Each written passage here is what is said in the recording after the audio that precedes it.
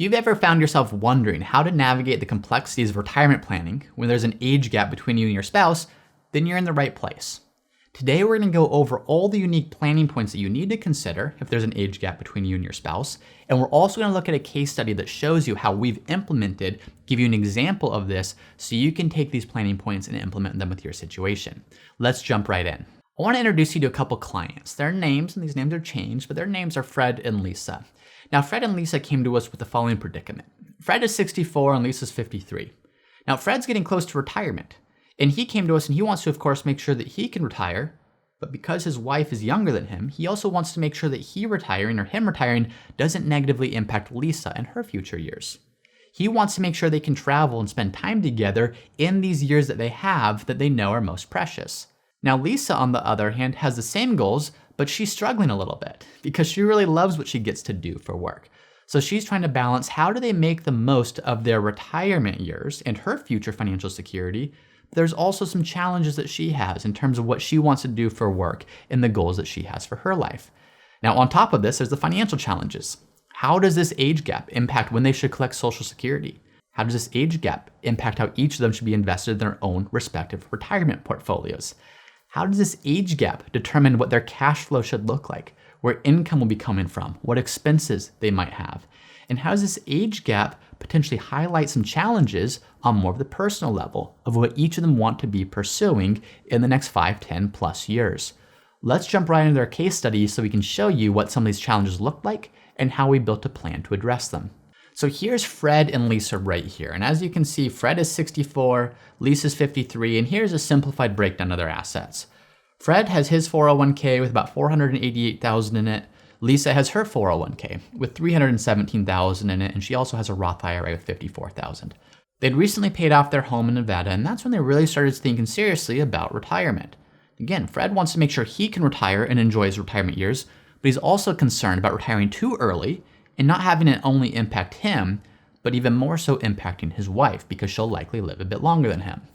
Now, Lisa, at the same time, like we said, she also wants to retire because she realizes how precious this time is.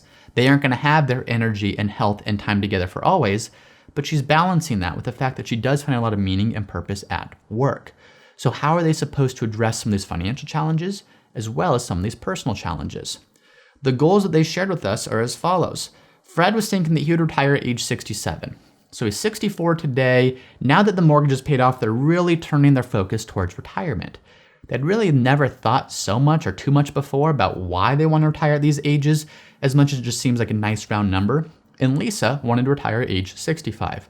When I pressed into this a little bit more, she just always assumed that she would work till 65. That's when Medicare kicks in. It also seems like a nice round age. And so that was always in her mind. So we said, let's start with this. Let's start with an understanding of what would things look like if Fred retired at 67 and Lisa retired at 65, and then we could explore some alternative scenarios. We went through a budgeting exercise with them, and we talked about what are your core monthly expenses. So exclude healthcare, exclude some extra travel, exclude some other things like bigger travel that you want to do. They said it takes about $5,000 per month for them to maintain the lifestyle that they have today. Now, in addition to that, these are the healthcare expenses we're planning for. If they retire before Medicare age, based upon where they live and the plans that they wanted, it would be about $800 per month for each of them for an insurance on the marketplace, so prior to Medicare. Now, after Medicare, we're budgeting for an additional $4,500 of out-of-pocket health insurance expenses after Medicare Part B and Part D. So for Fred, this number is probably irrelevant because he's planning to work past age 65, so he'll probably never pay these pre-Medicare expenses. He's currently covered at work. Even for Lisa, she said, I'm going to work until 65, so this really doesn't matter. But I wanted to know because I wanted to see what if you did retire before 65? What number would we have to plan for in terms of how much your health insurance would cost? The next thing that we wanted to look at for them specifically was long-term care. So whenever there's an age gap between you and a spouse, this is a really important thing that we have to keep in mind. Because long-term care, yes, it can be pretty financially devastating, but the person who feels the effects of that isn't so much the spouse that needs the long-term care as much as the surviving spouse. So we want to say, look, what happens if Fred has a long-term care event and the last 2 years of his life requires an additional $60,000 per year above and beyond their other expenses for in-home care? Now, it could be more, it could be less, but really we wanted to stress test this to say, Fred, if something happens to you, How do we ensure Lisa's still okay and that the resources and assets you need to fund your long-term care aren't going to negatively impact her? So for both of them, we're using the national average for the last 2 years of their life for in-home care to see could they potentially afford that in addition to all their other retirement expenses. The last thing that we're looking at here in terms of a goal for them was they wanted to have extra money to travel. They're saying, look, there's an age gap. We know, we're looking at this reasonably. Fred's probably gonna pass away before Lisa, but not only that, Fred is gonna age well before Lisa will. So how do we make the most of the first 10 years or so of retirement? How do we travel? How do we enjoy? How do we fully live so we don't look back one day and say, oh my gosh, we totally missed those most precious years that we had together because we're too focused on just planning for longevity and just planning for the both of us to be okay. So their travel was fairly simple. They like taking off 3-4 day weekends, RVing around the US, but we said, let's increase that budget a little bit above and beyond what you might think it would be, just to ensure you never have to think twice about what some of that travel might be. So that's an expense that we're planning for, not every year, but you can see here for the first 10 years after Fred's retirement. Now here's the next thing. This is a really important planning point for those of you that have an age gap, is what is your Social Security strategy? So to start, here's Fred's salary and Lisa's salary, and we're gonna assume that they have those until they both retire. But here was the Social Security strategy. Fred, when he went to collect his benefit, it's not just what maximizes his income, it's also what protects Lisa. So we're going to assume that Fred's going to pass away first. He's 11 years older than Lisa. She's probably going to outlive him. So because of that, we want to take Fred's benefit, he has a higher earnings record, and say, how do we maximize that?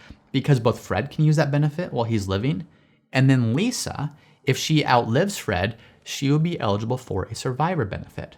So Fred maximizing his benefit to 70 not just increases their lifetime income together, it also protects Lisa. Now to go along with that, when we look at Lisa's benefit, Lisa, she's going to collect her benefit at 65 because that's how long we're planning for her to work. However, if she retires earlier, so if she retires, say 62 or before, I'm going to recommend that she collect her benefit earlier. And the reason for that is when most people do their break-even analysis of saying, should I collect at 62 or full retirement age or at 70, they're saying, how long do I need to live for it to make sense for me to delay my Social Security benefit? Well, when there's an age gap between you and your spouse, that's not the right way to look at it. It's not how long will I live, it's when will my spouse predecease me? And now obviously we don't know, and it's kind of a morbid discussion, but the break even isn't seeing how long will Lisa live, it's when she collects her benefit, how long will it be until she likely switches over to a survivor benefit? So because of the 11-year age gap, we're looking at Lisa collecting early, knowing that she'll probably collect a survivor benefit as opposed to waiting her whole lifetime and just collecting her own benefit.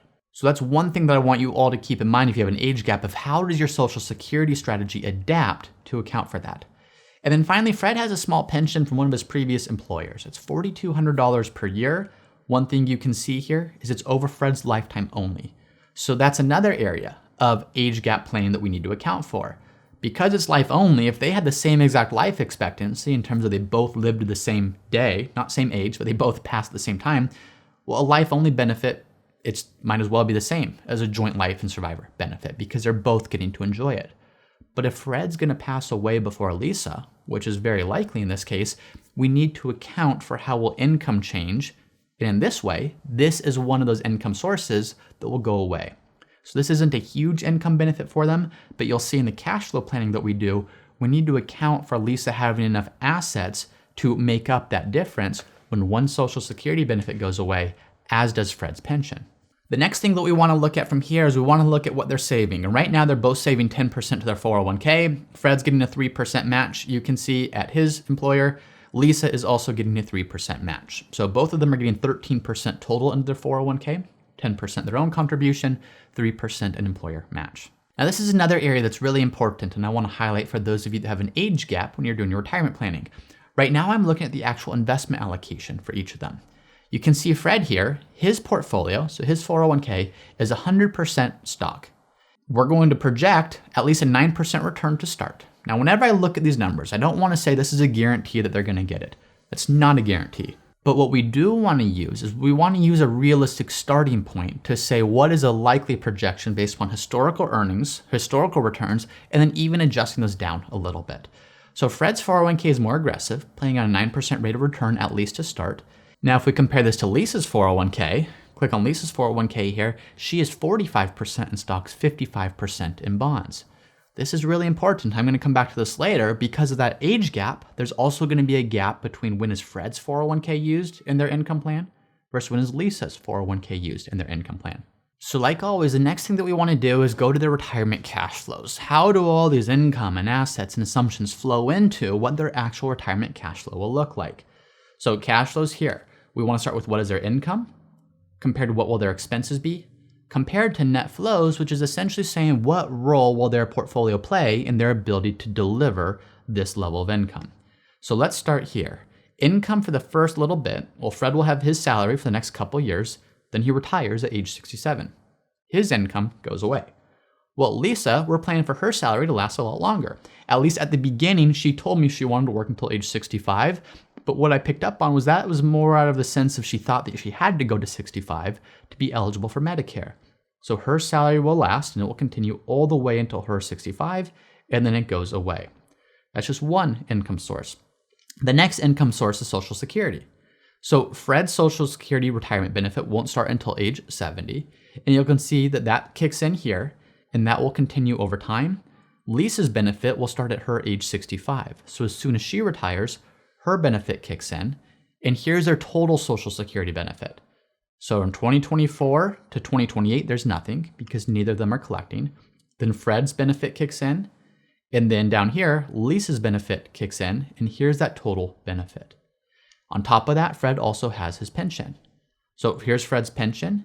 As I mentioned before, that pension we're assuming goes away when Fred passes away. If I assume he lives until age 90, that means after age 79, that's an income source that Lisa can no longer continue to count on for her retirement planning. So as we go back to all of this, here's our total income flows. Between salary, Social Security, pension, you can see their total income flows here. That's the number we're looking at in this chart. What we want to compare that to is what will their expenses be. So here's their expenses, and living expenses are $5,000 per month of core living expenses. Today, all their health insurance and healthcare needs are covered through work. Well, their living expenses will stay the same when Fred retires and when Lisa retires. That's the $5,000 per month. We just start saying, here's our pre-retirement living expenses, flows right into their retirement living expenses. In addition to that, though, now we'll need to start planning for healthcare. Now, Fred, even though he's eligible for Medicare, we're still assuming an out-of-pocket amount, and we're still assuming he has Medicare Part B and Part D premiums. That's what we're looking at right here. Now, Lisa, her needs are going to be covered because she's still working until age 65, and then her health insurance costs kick in as well. So we see total healthcare in this line item here. So we have their basic living expenses of $5,000 per month, plus healthcare, total expenses here. Now that's before goals. So goals in this case is they want that extra $15,000 per year to travel, not forever, but for the first 10 years of retirement, when they know they're gonna have their time, their energy, and the capacity to do a lot of traveling before Fred starts aging too much more than Lisa in this case. So here's a travel goal, but it's only lasting for those first 10 years, and then we're assuming it goes to zero. So if we go back to a summary, basic expenses plus goals plus an estimated tax payment, which is based upon whether they're working, in which case they have federal taxes, state taxes, plus FICA taxes, versus if they're not working, which is just federal and state income taxes. Then we have planned savings. So planned savings says they're still going to be saving money to their 401k. Fred for the next 2 years, Lisa for the next number of years until she retires at age 65. So when we put all of that together, what we see is here's their total income, here's the total outflows. So the total amount they need to save to their 401k, to pay taxes, to pay their monthly expenses and goals. We're just assuming the leftover. So you can see there's excess between income and outflows. I'm just assuming they save that for the next couple of years, or they spend that, I should say, for the next couple of years. And it's really once Fred retires, the first 3 years, there's going to be a net shortfall. A net shortfall saying here's their income, here's their expenses. Well, there's a $24,000 and then $25,000 and then $26,000 gap. That's where their portfolio comes into play. Here's the interesting thing though. and this is quite common for spouses that have an age gap. Once Fred's Social Security kicks in, you can see total inflows jumps from 2028 to 2029 pretty significantly. Well, that jump means now they have enough coming in income to meet all their outflow needs and still have excess. In other words, even though Fred is retired, they're not having to count on his portfolio or Lisa's portfolio to meet any of their needs. It's just a combination of Fred's pension, Fred's Social Security, and Lisa's income that's covering everything at that point. It's not until later on, when Lisa retires, they have to start relying upon their income or relying upon their portfolio to meet their needs. Now, I mentioned before that Fred's 401k is invested pretty aggressively and Lisa's invested pretty conservatively. And I said I was going to come back to that. Well, here's why. Now that we understand the role that each of their portfolios plays in their overall plan, I want to dial into that now and drill into that. If I look at each of their 401ks, this is just showing net cash flows in or out of them. Well, for Fred's 401k and Lisa's 401k, the next couple of years, they're putting money in. This is a combination of their contribution plus their employer match. After that, Lisa will continue to put money into hers, but you'll see Fred, he'll have a little bit of a negative balance here. That's a withdrawal coming out of it. The reason that matters is when we look at Lisa's allocation, yes, part of this comes down to, Lisa, how comfortable are you with investing? But another big part of her allocation comes in how should you be invested based upon the timing of when you'll need money from your 401k. Well, Lisa, your 401k, it's not for a very long time that you need any money from that. Really, it's not until she turns age 75. The reason for that isn't even because she needs the money at the time, it's because that's when her required distributions kick in. So if I were to say, Lisa, you're 53 years old today, you're probably not touching your 401k until age 75. Yes, you might retire relatively soon, but you have 20 plus years until you're actually going to touch and dip into your 401k. Do we really want a really conservative allocation in your account for today? We had that conversation and she was thinking, well, Fred's retiring soon. Isn't it time for me to start getting more conservative? And this again is a planning point for those of you with an age gap. We want to understand how will your specific account play into your overall portfolio need. And when we looked at this here, Lisa realized she was way too conservative in her account, and we were able to rebalance that to a more appropriate allocation. Fred was actually already pretty aggressive, and he is saying, I probably know I'm too aggressive, knowing that I'm retiring soon. And I said, Fred, yeah, probably a little too aggressive, but let's look at this. You only really need money from your 401k for these 3 years here. Yes, you'll need it again in the future, but after that, you won't need a whole lot until your required distributions kick in. So 100% stocks is maybe a tad bit on the aggressive side for your 401k, but it's not as if you should just automatically go down to a balanced or a moderate portfolio. It's how much of your 401k needs to be positioned in something more conservative in the event that the market drops significantly and you retire and you still need to take these withdrawals to meet your income needs. So that was a really important thing to note with their overall portfolio. Now, here's the bottom line for them. If we look at this and if we look at the withdrawal rate they're projected to take, here's what that looks like. So based upon projected portfolio balance, based on how much they actually need from their portfolio, you can see that when Fred turns 67, they would need to take a couple percent of their total portfolio value to fill in the gap between Lisa's income and Fred's pension for them to fully be able to meet their needs.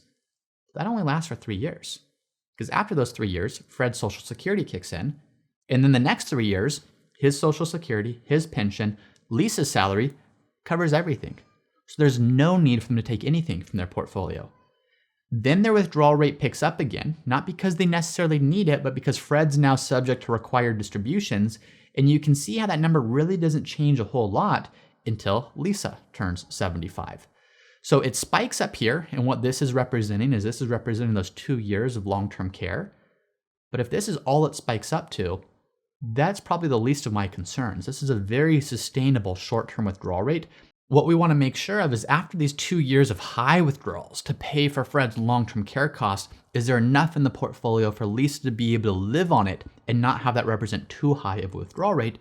And what we see is the answer is absolutely yes. She's still taking out a very sustainable rate from her portfolio to the point that if we look at everything, here's what their portfolio is projected to look like. Here it is today. Keep in mind, Fred and Lisa, they're really concerned about what if Fred retires too early? What if Lisa retires too early? How does that impact both of them? But more importantly, if Lisa retires early, she might have a lot of years left after Fred predeceases her potentially. We want to make sure she's going to be okay, even if that happens. Well, when we run the projection, a lot of this becomes very clear. We can see that their portfolio just continues growing and growing and growing, and that's simply due to the fact that their portfolio isn't really needed a whole lot. Their income sources between Social Security or salaries or pension covers the majority of their goals, which means their portfolio, which is a healthy portfolio, but it's not an enormous portfolio, it can just continue growing. I shared with them, I said, look, this isn't the goal. You've both shared with me that you recognize these are the precious years that you have together, especially the next, say, 10, 12, 15 years. How do we make the most of it while still protecting our future against what could potentially happen? So we started looking at this. We said, look, let's not say that you have to do this, but Lisa, what if we just explore, what if you retired at 62 instead to maximize the time that the two of you have together? What does that look like? Well, your plan has fewer dollars than it otherwise would have, but that's 3 more years of you being able to spend full time together. Lisa, what if this was age 60? What would that look like? Well, we look at that, and again, it's going to mean fewer dollars at the end of the day, but the goal isn't to maximize the amount of dollars you have when you die. The goal is to say, how do we maximize this time that we have together while also preparing to protect ourselves in the future? We went all the way down to 58 for Lisa, just to say if you could retire at 58, what would that look like? You would probably be just fine. Now, there's other aspects we need to consider, but in looking at this, you'd be fine. Now, Lisa, what about this? You shared with us you really love what you get to do.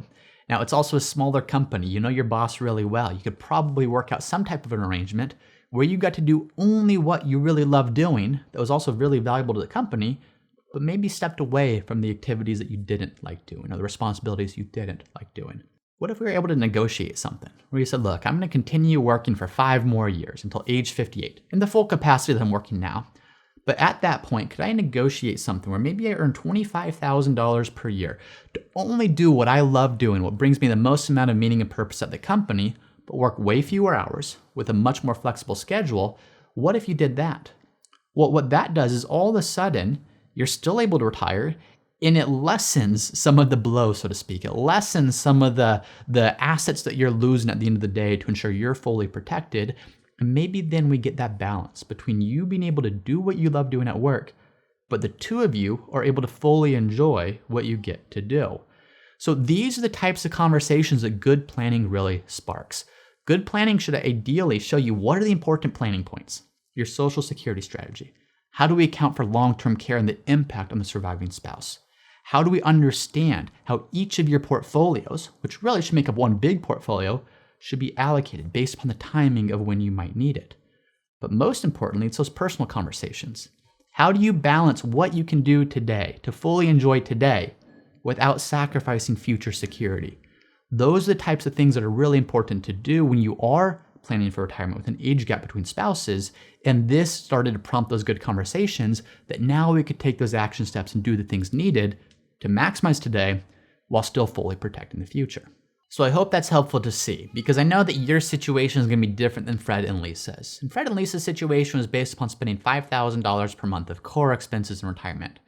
I'm going to include a video right here. And what this video highlights is how does your portfolio need change, whether you want to spend $5,000 per month, $10,000 per month, $15,000 per month, or some other number. But how can you start to understand how your living expenses changes the amount that you might need in your portfolio?